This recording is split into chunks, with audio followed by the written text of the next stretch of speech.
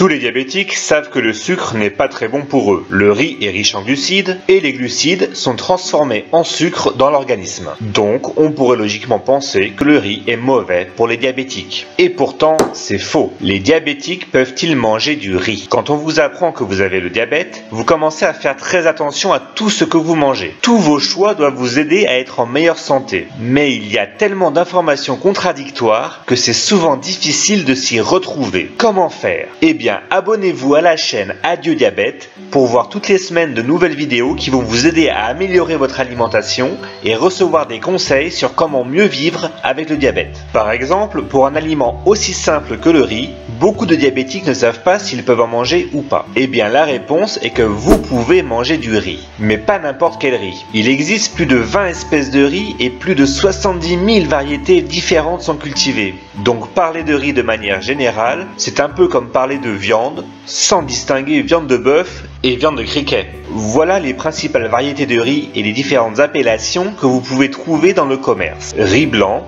riz long grain, riz complet, riz basmati, riz brun, riz rouge, riz noir, riz étuvé. Donc comment choisir son riz quand on est diabétique? Quel est le riz qui va provoquer le moins de variations de taux de sucre dans le sang et nécessiter le moins d'insuline? Eh bien c'est très simple, c'est le riz complet. Et les riz bruns, rouges et noirs sont tous complets, donc vous pouvez en manger. Et je vais vous expliquer pourquoi. Si on regarde le riz blanc et le riz brun par exemple, on pourrait penser que le riz blanc et le riz brun sont deux grains très différents. Mais il n'en est rien, puisqu'il s'agit d'un seul et même grain qui pousse exactement sur le même plan. Seul leur traitement est différent. Voici un grain de riz sur son plan. Pour en faire du riz brun, on enlève tout simplement l'écorce du riz, car elles ne sont pas comestibles. Mais tous les nutriments sont conservés dans ce riz brun, l'endosperme, le son et le germe. Mais on peut maintenant transformer ce riz brun en riz blanc, en enlevant le son et le germe, c'est-à-dire les fibres et les vitamines.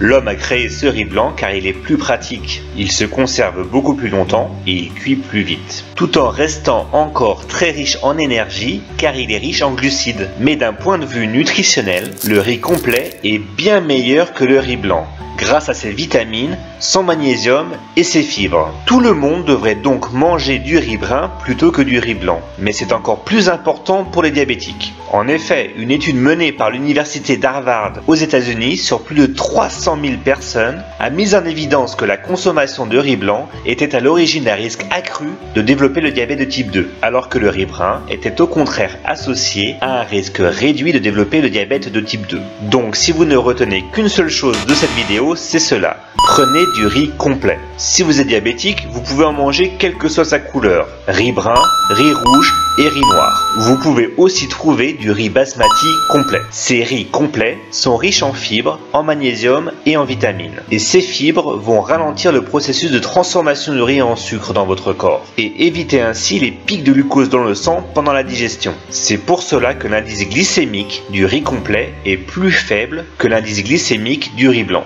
Et les fibres vont aussi vous donner un sentiment de satiété, c'est-à-dire éviter que vous ayez trop faim et que vous mangiez n'importe quoi après. Mais ne vous imaginez pas que vous puissiez consommer des casseroles entières de riz complet sans danger. Comme le dit Clyde Wilson, professeur en nutrition à l'université de Stanford en Californie, la vérité c'est que si vous mangez trop de n'importe quel glucide, y compris le riz brun, cela peut créer le diabète. Donc consommez le riz complet avec modération. C'est-à-dire qu'au lieu de remplir votre assiette de riz complet et d'ajouter quelques légumes, mangez une assiette pleine de légumes et ajoutez une demi-tasse de riz complet. D'ailleurs, quand vous le cuisinez, l'inconvénient majeur du riz complet est son temps de cuisson plus lent. Mais vous pouvez aussi trouver de nos jours du riz complet pré-cuit en sachet ou au rayon surgelé des grandes surfaces. Et alors les autres types de riz? Eh bien le riz long grain a des grains plus longs, comme son nom l'indique, et le riz étuvé est un intermédiaire entre le riz blanc et le riz complet. Donc préférez-lui toujours le riz complet. Et attention, certaines idées préconçues sur le diabète et l'alimentation sont erronées. Vos amis ou vos proches, pleins de bonnes intentions,